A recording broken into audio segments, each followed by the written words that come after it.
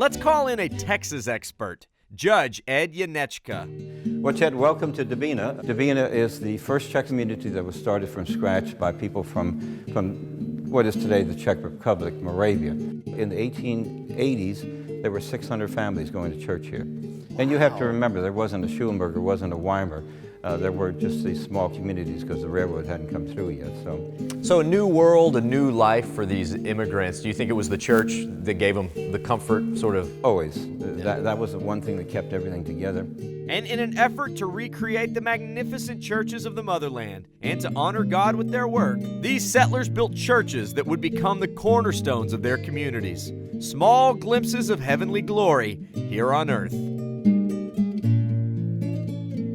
But as with many things, the hands of time weren't so gentle on these paintings, and they were painted over. And I remember as an altar boy, I used to kneel right over here, and as the sun would hit it just about right, I could see the sun coming through, and you could see the stenciling behind that. And one of my goals was always to try to restore it back to the way it was originally. And I had one picture of when it was first painted.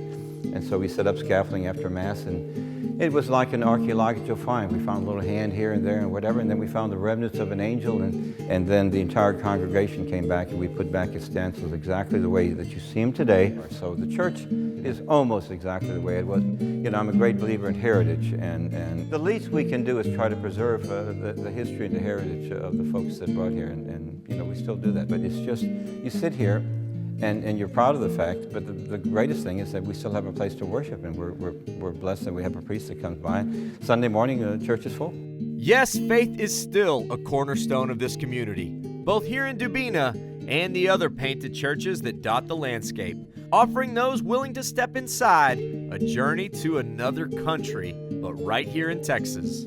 So while the Czech communities built churches in Dubina and Ammonsville, the congregation here in High Hill was German, and they built this amazing work of art, St. Mary's, the queen of the painted churches. I mean, you would never know these were here if you just passed by, and they look just as vibrant as they did 100 years ago. So this is definitely some of the most ornate stained glass I've ever seen. You know, the church walls are painted, the ceiling is beautiful, but what's also painted is the light pouring in through these amazing windows.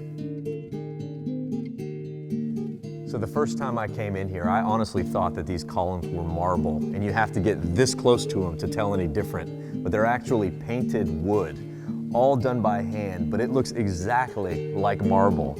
I mean, you think of the time that went into getting all these patterns just perfect. It's incredible. In total, there are about 7 painted churches in this part of Texas. Each is totally different, including this one up the road in Ammonsville. So this is actually the 3rd church built here in Ammonsville. The first was destroyed by a hurricane, and less than 10 years later, the second was destroyed by a fire. But rather than give up, the church was so important to this community that they immediately started building this one. So officially, it's St. John the Baptist Church. But for obvious reasons, many just call it the pink one. And while Pepto may not be your favorite shade, you have to admit, it's still something to see.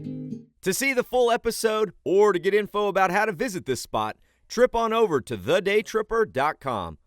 Or here's some other videos you may like. Vaya con Dios, amigos.